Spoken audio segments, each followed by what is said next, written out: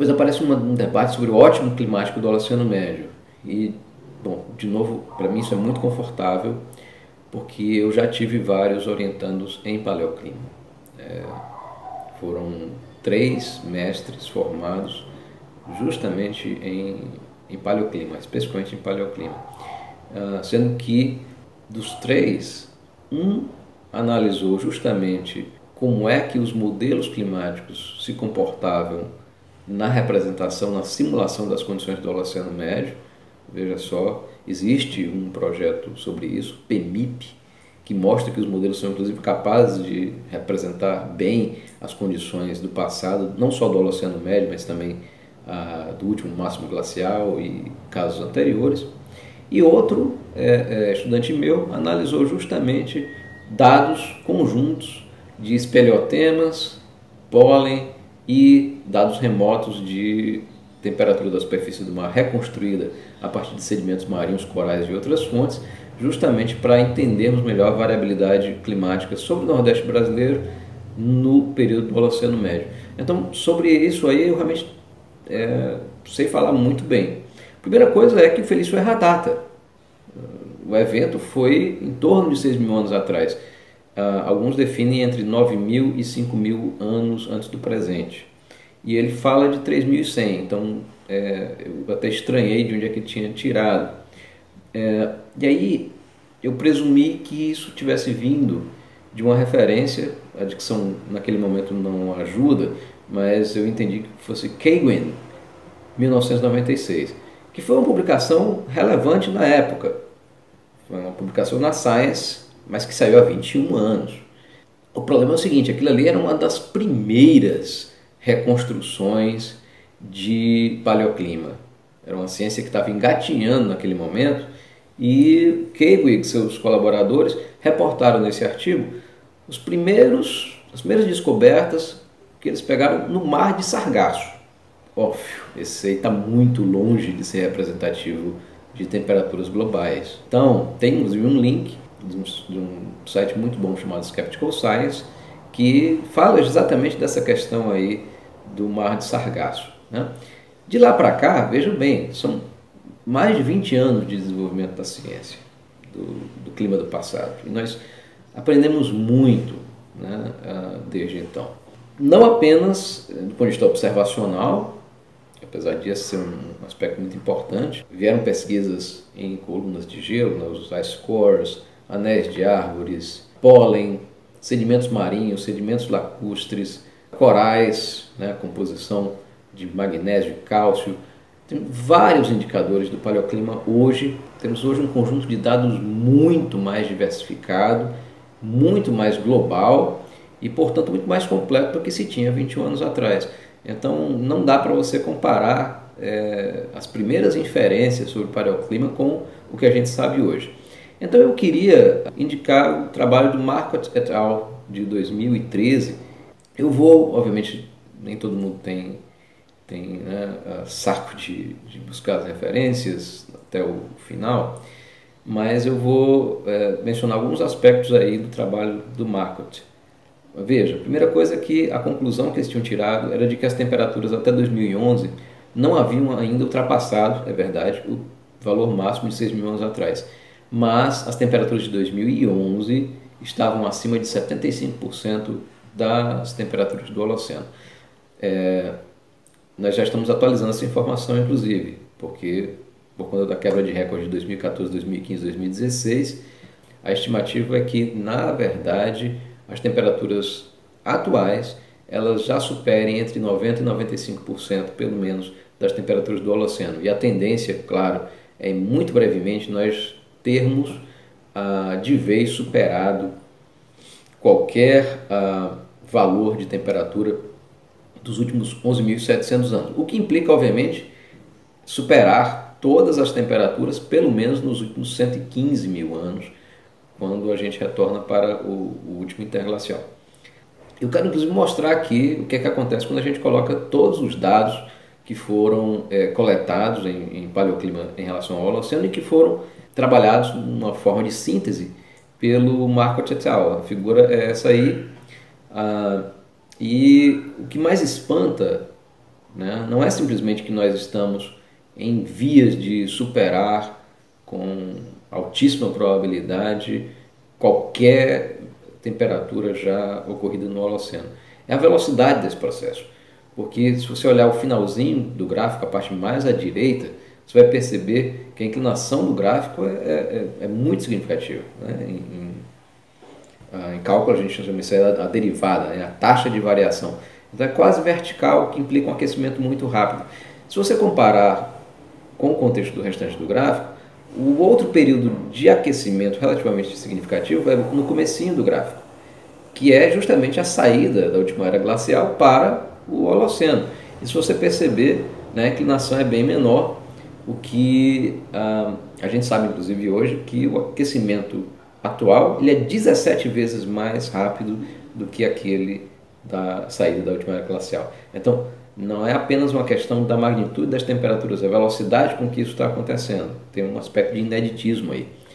E sobre isso, eu queria recomendar uma publicação muito recente chamada The Anthropocene Equation, um trabalho de Gaffney Stephan na Anthropocene Review, que compara basicamente as variações correntes atuais daquilo que os cientistas vêm chamando de Antropoceno, uma nova época geológica, em que a humanidade entra efetivamente como força capaz de alterar e de interferir em ciclos básicos, como o ciclo do carbono, o ciclo hidrológico, o ciclo do nitrogênio e do fósforo, com os valores de base do Holoceno. E aí vejam só, por exemplo, o aquecimento hoje ele é 170 vezes mais rápido que as variações de base dos últimos 11.700 anos.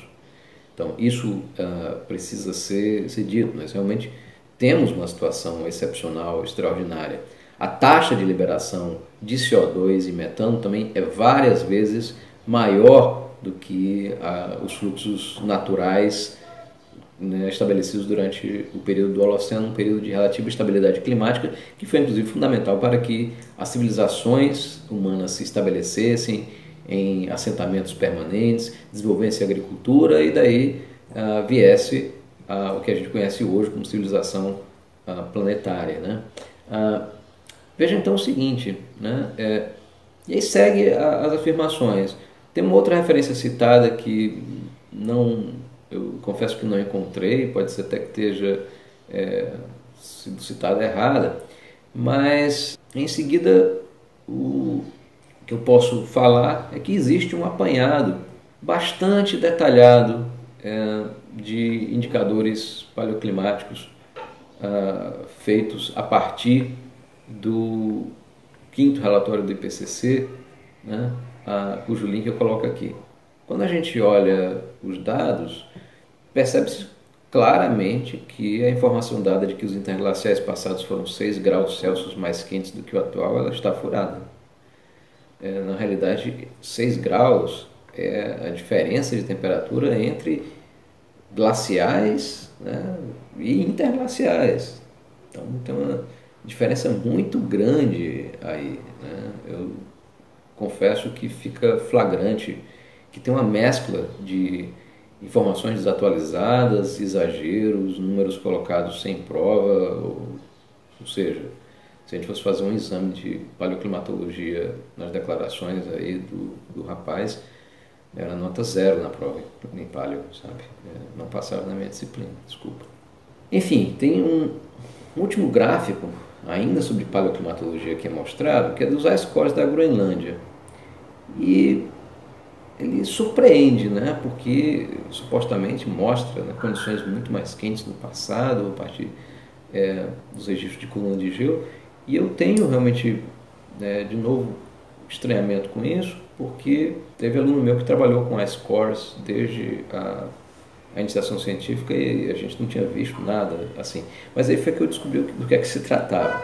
De novo, ele pegou dados, alguns dos primeiros dados, do DISP-2, e tem um esclarecimento também disponível no Skeptical Science sobre qual o problema de usar dados do DISP-2 da maneira como estavam lá hoje em dia. Primeira coisa é a seguinte, é que naquela época, no começo do estudo dos ice cores, as pessoas nem sabiam totalmente como é que era o mecanismo de formação das colunas de gelo. Hoje a gente sabe o seguinte: você tem a neve se deposita uma camada após a outra, né, anualmente. O peso da própria neve vai compactando a que ficou embaixo, até que os espaços de circulação de ar entre os cristais de gelo, né, entre os flocos de neve, esse espaço desaparece, né, pelo peso. A gente diz que ficou selado, né? E aí o ar que estava dentro fica preso e não entra mais ar de fora. Só que isso leva vários anos, décadas pelo menos, ou até 100 anos ou mais, para fazer essa compactação. Então veja bem, eu tenho uma camada de gelo que se depositou há 100 anos, mas ela ainda pode estar recebendo o ar da atmosfera atual. Então é preciso fazer uma correção para esse efeito. A gente trabalha com dados de S-Core e todo mundo hoje sabe que isso precisa ser feito. Então, o que acontece quando a gente, em primeiro lugar, pega os dados do GISP e faz essa correção? A gente chega à conclusão que o que era considerado um dado, entre aspas, do presente, ou seja, o topo da camada da coluna de gelo do GISP, na verdade eram dados de meados do século XIX. Então, aquilo ali, na verdade, talvez pudesse servir como um indicativo do clima pré-industrial. Quando a gente coloca em perspectiva os dados do GISP, né, daquele site ali, com dados mais atuais, tem uma figura que coloca 2009, mas você imagina que se a gente colocar 2016 vai estar bem acima, inclusive.